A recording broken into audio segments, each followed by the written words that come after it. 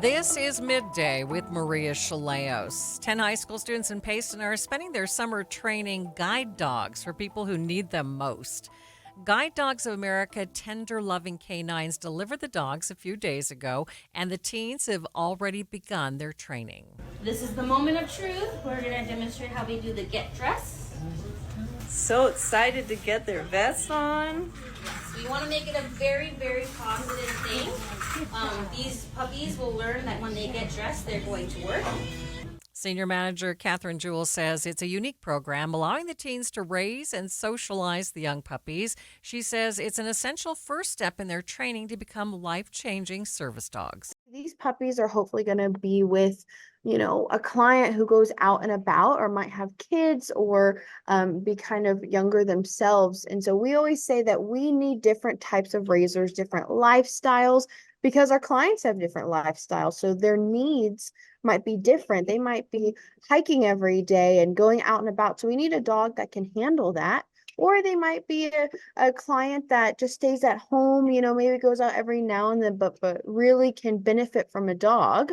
And so having the students is great because some of them are busy. They do sports, they go out and about. And some of them also just go to school, kind of do their own thing, maybe go to work. But it's really the socialization that is the benefit with students because they take them to school with them.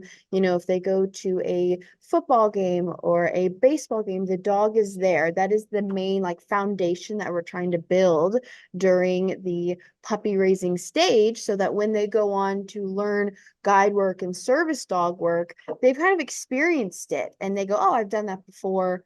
Let's keep on with the training. What is the need for guide dogs? So the need for guide dogs and service dogs, I think, is kind of at an all-time high. We saw a big shift in 2020 that we saw there was a need and it was ever increasing for service dogs. Right now, our wait list for a service dog is about 3 years because we provide services for those who are visually impaired. Those receive guide dogs, and the wait list is about 9 months to a year.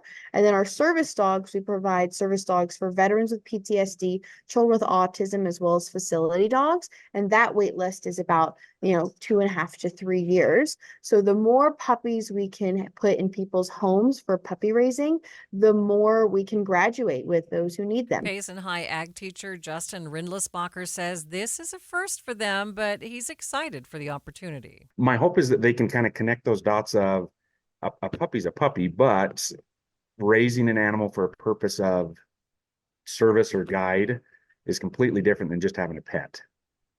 And I think a lot of the kids have seen that already of having a puppy at home is really easy to take care of, but these are more than just a puppy, right? They have a purpose behind them. So yeah, I've had teenagers. So how are you going to make sure that these guys are disciplined enough to really train these puppies? Well, hopefully, so they're all 11th or 12th graders. So they're a little on the older side. They're hopefully kind of have their head above water and understand what life is kind of like. And then just having that ability to visit them through the summer and stuff is different and unique versus a normal student who summer is break time, it's playtime versus these kids are going to be working a little bit more. So Teen Jaquel Marvin is training Kimber, and she knows it's a big responsibility. It is a lot, but I already have dogs at home, and I just think that it's gonna be a really fun to teach a dog that's going towards something instead of just having it at home, actually working with the puppy and putting effort towards it. Right. What are you personally hoping to get out of this experience? I'm kind of hoping to just help out because I'm mainly doing this. I want to give back to the community because I think it's a really important thing to help out these people in need. And I think raising a puppy and training it and giving it to people who need it is a really big thing. Do you have an idea of what it's going to take and what it means to train these puppies? Because I have no idea. Yeah, it's a lot of training, but in the end, I think it'll be worth it to see the puppy go and like grow up and do good things for people. Vicky Tongi is a certified dog trainer that's teaching the kids the basics. So we specifically help with getting all those foundational basics. So the basic obedience and the socialization and helping troubleshoot problems. Oh, I'm having some issues with potty training.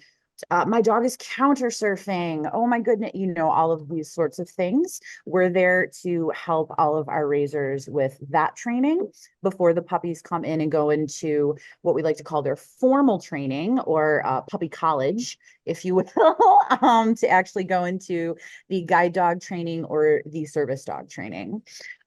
So for this, obviously, it's a little bit of a different situation because we're in California. This is Utah.